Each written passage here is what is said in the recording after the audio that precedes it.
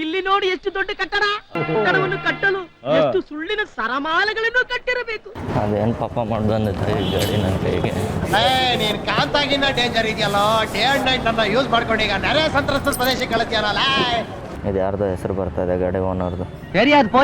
ಬೆಳಗ್ಗೆ ಒಂದು ಪೆಂಡಿಂಗ್ ಇದ್ದಿದ್ದು ವರ್ಕ್ನ ಫಿನಿಶ್ ಮಾಡಿ ಅಲ್ಲಿ ನಮಗೆ ಬಂದಿದ್ದ ಅಮೌಂಟು 15,000.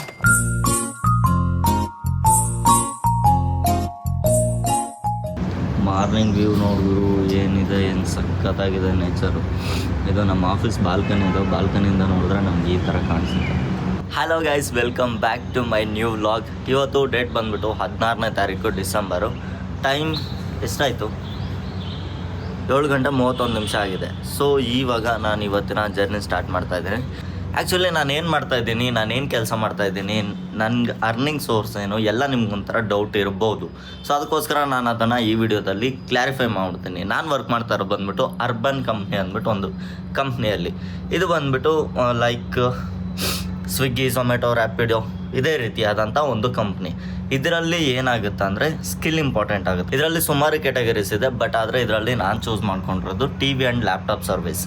TV ಆ್ಯಂಡ್ ಲ್ಯಾಪ್ಟಾಪ್ ಸರ್ವಿಸಲ್ಲಿ ನನ್ನ ಏರಿಯಾ ಬಂದುಬಿಟ್ಟು ಕೋರಮಂಗಲ ಆ್ಯಂಡ್ HSR ಲೇಔಟ್. ಈ ಏರಿಯಾದಲ್ಲಿ ನಾನು TV ರಿಪೇರ್ ಸರ್ವಿಸಸ್ನ ಮತ್ತು TV ಇನ್ಸ್ಟಾಲೇಷನ್ ಸರ್ವಿಸಸ್ನ ಮಾಡಿ ಎಷ್ಟು ಅಮೌಂಟ್ನ ಅರ್ನ್ ಮಾಡ್ಬೋದು ಅಂತ ನಾನು ಒಂದು ಅಂದಾಜು ಹಾಕ್ಕೊಂಡಿದ್ದೆ. ಬಟ್ ಆದರೆ ಲಾಸ್ಟು 2 ಮಂತ್ಸಿಂದ ಮಾಡ್ತಾಯಿದ್ದೀನಿ. 2 ಮಂತ್ಸಿಂದ ಸರ್ಟನ್ ಅಮೌಂಟ್ ಅಂದು ನನಗೆ ಓಕೆ ಅನ್ನೋ ರೇಂಜಿಗೆ ಬಂದಿದೆ. ಬಟ್ ಆದರೆ ಈ ಅಮೌಂಟ್ನ ನಾವು ಇನ್ನೂ ಹೆಚ್ಚಿಗೆ ಹೇಗೆ ದುಡಿಬೋದು ಅನ್ನೋದನ್ನು ನಾನು ಡೇ ಬೈ ಡೇ ಈ ವ್ಲಾಗಲ್ಲಿ ನಿಮಗೆ ತೋರಿಸ್ತಾ ಹೋಗ್ತೀನಿ. ಅರ್ಬನ್ ಕಂಪ್ನಿಯಲ್ಲಿ ಸುಮಾರು ಕ್ಯಾಟಗರೀಸ್ ಆದರೆ ಇದೆ. ಇದರಲ್ಲಿ ಇವಾಗ ಕೆಲವೊಂದು ಕ್ಯಾಟಗರೀಸ್ಗೆ ಹೈರಿಂಗ್ ಮಾಡ್ತಾ ಇದ್ದಾರೆ. ಅದರಲ್ಲಿ ಬಂದ್ಬಿಟ್ಟು ಹೋಮ್ ಕ್ಲೀನಿಂಗು ಮತ್ತು ಕಿಚನ್ ಕ್ಲೀನಿಂಗು ಈ ಥರ ಸರ್ವಿಸಸ್ಗೆಲ್ಲ ಹೈರ್ ಮಾಡ್ತಾ ಇದ್ದಾರೆ. ನೀವೇನಾದರೂ ಅದನ್ನು ಚೆಕ್ಔಟ್ ಮಾಡಬೇಕಂದ್ರೆ ಡಿಸ್ಕ್ರಿಪ್ಷನಲ್ಲಿ ಲಿಂಕ್ ಕೊಟ್ಟಿರ್ತೀನಿ. ಇದನ್ನು ಕ್ಲಿಕ್ ಮಾಡಿ ನಿಮ್ಮ ಫೋನ್ ನಂಬರ್ ಹಾಕಿ ಸೈನ್ ಇನ್ ಮಾಡಿ. ಮತ್ತು ನಿಮಗೆ ಯಾವ ಕ್ಯಾಟಗರಿಯಲ್ಲಿ ನೀವು ಸ್ಪೆಷಲಿಸ್ಟ್ ಇದ್ದೀರಾ, ಅದು ಎಕ್ಸ್ಪರ್ಟ್ಸ್ ಆಗಿರಬೇಕು. ಸೊ ನೀವು ಯಾವುದ್ರಲ್ಲಿ ಎಕ್ಸ್ಪರ್ಟ್ಸ್ ಆಗಿದ್ದೀರಾ ಅಂತ ನಿಮಗೆ ಅನ್ಸುತ್ತೋ, ನೀವು ಯಾವ ಕೆಲಸನ ಮಾಡ್ಬೋದು ಅಂತ ನಿಮಗೆ ಅನ್ಸುತ್ತೋ, ನೀವು ಆ ಕ್ಯಾಟಗರಿನ ಸೆಲೆಕ್ಟ್ ಮಾಡ್ಕೊಂಡು ನೀವು ಇದರಲ್ಲಿ ಅಪ್ಲೈ ಮಾಡ್ಬೋದು. ಚಿಕ್ಕ ಇಂಟರ್ವ್ಯೂ ಇರುತ್ತೆ. ಇಂಟರ್ವ್ಯೂ ಮುಗಿಸಿದ್ಮೇಲೆ ನಿಮಗೆ ಟ್ರೈನಿಂಗ್ ಸಹ ಕೊಡ್ತಾರೆ. ಟ್ರೈನಿಂಗ್ ಕೊಟ್ಟು ಅವರೇ ಹೈರ್ ಮಾಡ್ಕೊತಾರೆ. ಆ್ಯಕ್ಚುಲಿ ಅವ್ರು ಹೈರ್ ಮಾಡ್ಕೊತಾರೆ, ಅವ್ರು ಟ್ರೈನಿಂಗ್ ಕೊಡ್ತಾರೆ ಅಂತ ಝೀರೋ ನಾಲೆಡ್ಜಿಂದ ಯಾರೂ ಜಾಯ್ನ್ ಆಗೋದಕ್ಕಾಗೋದಿಲ್ಲ. ನಮ್ಮ TV ಕ್ಯಾಟಗರಿಯಲ್ಲಿ ಬೇಕಾದರೆ ಮಿನಿಮಮ್ 5 ವರ್ಷ ಎಕ್ಸ್ಪೀರಿಯೆನ್ಸ್ ಇದ್ದರೆ ಮಾತ್ರ ಹೈರ್ ಮಾಡ್ಕೊಳ್ಳೋದು. ಸೊ ನನಗೆ ಇದರಲ್ಲಿ ಇವತ್ತು ಬೆಳಿಗ್ಗೆ ಫಸ್ಟ್ ಕಾಲ್ ಬಂದುಬಿಟ್ಟು ವರ್ತೂರ್ ಹತ್ರ ಬಿದ್ದಿದೆ. ಸೊ ಈ ವರ್ತೂರ್ ಹತ್ರ ಇರುವಂಥ ಕಾಲ್ನ 8 ಗಂಟೆಗೆ ನಾನು ಅಟೆಂಡ್ ಮಾಡಬೇಕು. ಟೈಮ್ ಬಂದುಬಿಟ್ಟು ಆಲ್ರೆಡಿ 7:35 ಆಗಿದೆ.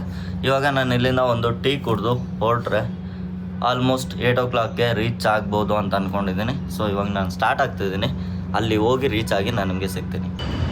ನಮ್ಮ ಗಾಡಿ ಅಲ್ಲಿದೆ ನೋಡಿ, ಕಾಣಿಸ್ತಿದೆಯಾ? ಅಲ್ಲಿದೆ ನನ್ನ ಗಾಡಿ. ಅದೇನು ಪಾಪ ಮಾಡಿ ಬಂದಿದ್ದ ಈ ಗಾಡಿ ನನ್ನ ಕೈಗೆ. ನಾನು ಮಾತ್ರ ಹೆವಿ ಮೇಂಟೈನ್ ಮಾಡ್ತೀನಿ ಗಾಡಿನ. ನೋಡ್ಬೋದೆಲ್ಲ ಫುಲ್ಲು ಡಸ್ಟ್ ಹಿಡ್ದು ಈ ಕಂಡೀಷನಲ್ಲಿರುತ್ತೆ. ನಾನು ಬೆಳಗ್ಗೆ ಗಾಡಿ ಎತ್ತಿದಾಗ ಒರೆಸಲ್ಲ, ಏನೂ ಮಾಡಲ್ಲ, ಕ್ಲೀನ್ ಮಾಡಲ್ಲ. ನೀನ್ ಕಾಂತಾಗಿನ ಡೇಂಜರ್ ಇದೆಯಲ್ಲ, ಡೇ ಅಂಡ್ ನೈಟ್ ನನ್ನ ಯೂಸ್ ಮಾಡ್ಕೊಂಡು ಈಗ ನೆರೆ ಸಂತ್ರಸ್ತ ಪ್ರದೇಶಕ್ಕೆ ಕಳಿಸ್ಯಾರಲ್ಲ. ಇದರಲ್ಲಿ ಪೆಟ್ರೋಲ್ ಇದೆಯಾ ಇಲ್ವಾ ಅಂತ ನೋಡಬೇಕು. ಕಾಣಿಸ್ತಿದೆಯಾ? ಪೆಟ್ರೋಲ್ ಇದೆ. ಯಾಕಂದರೆ ನಮ್ಮ ಈ ಮೀಟ್ರಲ್ಲಿ ಫ್ಯೂಯಲ್ ಗೇಜ್ ಎಂಥದ್ದು ವರ್ಕ್ ಆಗೋದಿಲ್ಲ. ಇದರಲ್ಲಿ ನೋಡಬೇಕಿದ್ರೆ ಆನ್ ಮಾಡಿ ತೋರಿಸ್ತೇನೆ. ಫ್ಯೂಯಲ್ 0 ತೋರಿಸುತ್ತೆ. ಅರ್ಧ ಟ್ಯಾಂಕ್ ಇತ್ತಾ ನೋಡಿ, ಫ್ಯೂಯಲ್ 0 ತೋರಿಸ್ತಾ ಇದೆ. ಇದು ಯಾರ್ದೋ ಹೆಸರು ಬರ್ತಾ ಇದೆ, ಗಾಡಿ ಓನರ್ದು. ಓಕೆ, ಇವಾಗ ದಾರಿಯಲ್ಲಿ ಎಲ್ಲಾದರೂ ಒಂದು ಸ್ವಲ್ಪ ಟೀನೋ ಕಾಫಿನೋ ಏನಾದರೂ ಕುಡಿದು ವರ್ಕ್ ಸ್ಟಾರ್ಟ್ ಮಾಡೋಣ ಬನ್ನಿ. ಗಾಡಿಗಳು ಮೂವೇ ಆಗಲಾಗಿರೋ ಬೆಳಗ್ಗೆ 8 ಗಂಟೆಗಿಂತ ಟ್ರಾಫಿಕ್ ಬಂದ. ಈ ಟ್ರಾಫಿಕ್ಕಿಗೆ ಎದ್ರುಕೊಂಡೆ 2 ವರ್ಷ ಮನೆಯಿಂದ ಆಚೆ ಬಂದಿರಲಿಲ್ಲ. ನಾನು 2 ವರ್ಷ ಮನೇಲೇ ಇದ್ದೆ. ಏನಾದರೂ ಎಮರ್ಜೆನ್ಸಿ ಕೆಲಸ ಇದೆ ಅಂತಂದರೆ ಮಾತ್ರ ಆಚೆ ಓಡಾಡ್ತಿದ್ದೆ. ಅಲ್ಲಿ ನೋಡಿ ಯಾವ ಲೆವೆಲಿಗೆ ಜಾಮ್ ಆಗಿದೆ ನೋಡಿ. ಫುಲ್ಲು ಏನು 8 ಗಂಟೆಗೆ ಎಲ್ಲಿವರೆಗೂ ನಿಂತಿರುತ್ತೆ ನೋಡ್ಕೊಳ್ಳಿ, ಹಂಗೆ ಗಾಡಿಗಳಿದು. ಯಾವುದೋ ನಂಬರ್ ಚೆನ್ನಾಗಿದೆ, 3434 ಅಂತೆ. 3434 ಚೆನ್ನಾಗಿದೆ ನಂಬರ್ ನೋಡಿ. ಎಲ್ಲಿವರೆಗೂ ನಿಂತಿದೆ, ಇಲ್ಲಿ ಮೂವಿಂಗ್ ಆಗ್ತಾಯಿದೆ. ಅಲ್ಲಿಂದ ಎಲ್ಲ full complete jam. Straight building ಅಕಸ್ಮಾತ್ ಲಿಫ್ಟ್ಗಳಿಲ್ಲ ಅಂದರೆ ಹೆಂಗಾದರೂ ಹತ್ತೋದು. ಇದರಲ್ಲಿ ನೋಡಿ ಟೋಟಲ್ ಎಷ್ಟು ಫ್ಲೋರ್ ಇದೆ ಅಂತ, 1ರಿಂದ ಹಿಡಿದು 26ನೇ ಫ್ಲೋರ್ವರೆಗೂ ಇದೆ. ಇವಾಗ ನಾನು ಅಲ್ಲಿ ಹೋಗಿದ್ನಲ್ಲ, ಅದ್ಯಾಕೋ ಸೆಟ್ ಆಗಲಿಲ್ಲ. ಅಲ್ಲಿ ಹೋದರೆ ಒಂದು ಡಿಫ್ರೆಂಟ್ ಪ್ರಾಬ್ಲಮ್ಮು. ಯಾರೋ ಬೇರೆಯವರು ಆಲ್ರೆಡಿ 1 ಮಂತ್ ಬ್ಯಾಕ್ ರೆಡಿ ಮಾಡಿ ಕೊಟ್ಟಿದ್ರಂತೆ ಟಿ ವಿನ.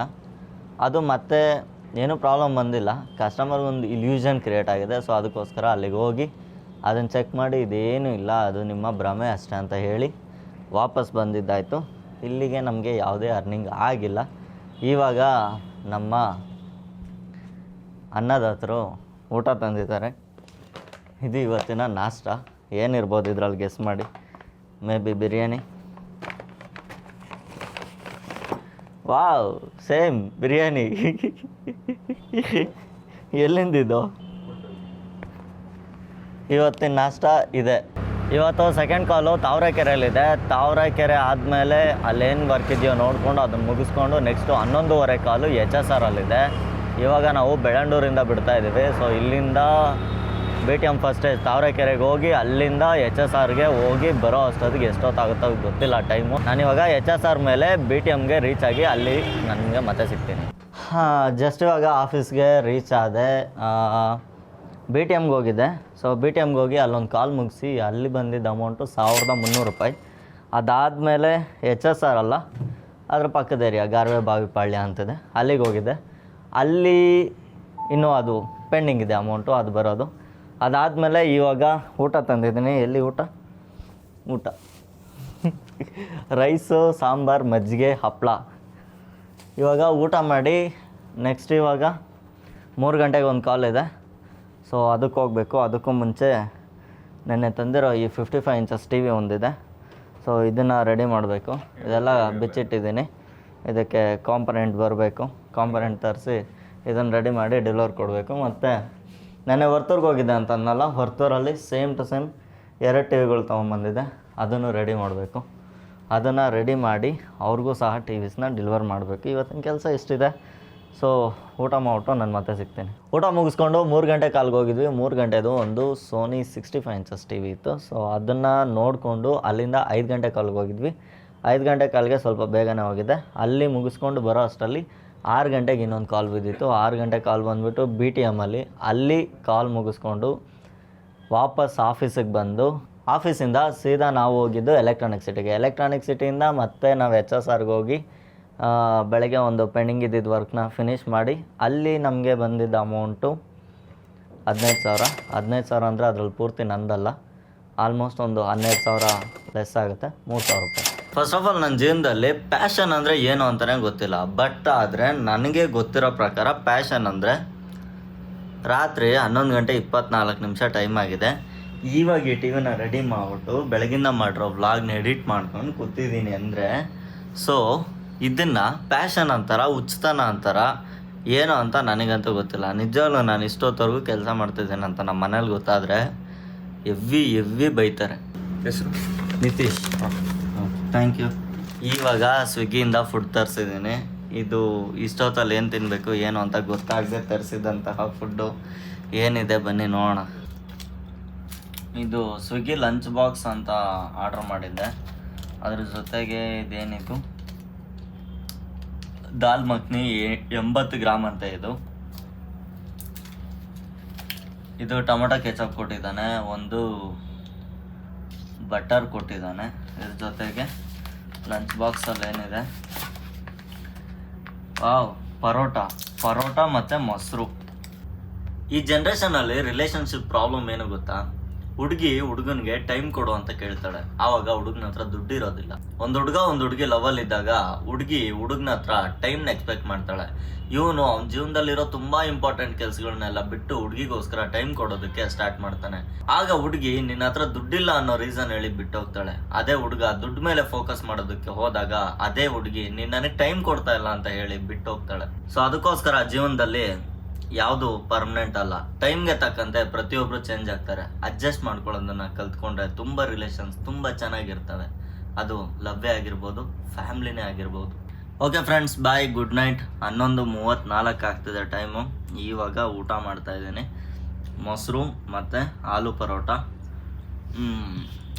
ಇದು ನನ್ನ ಟಿ ವಿಯಲ್ಲಿ ಇವಾಗ ನೆಟ್ಫ್ಲಿಕ್ಸ್ ಹಾಕ್ಕೊಂಡು ಒಂದು ವಿಡಿಯೋ ನೋಡಿಕೊಂಡು ಅಥವಾ ಒಂದು ಮೂವಿ ನೋಡಿಕೊಂಡು ಮಲ್ಕೊತೀನಿ.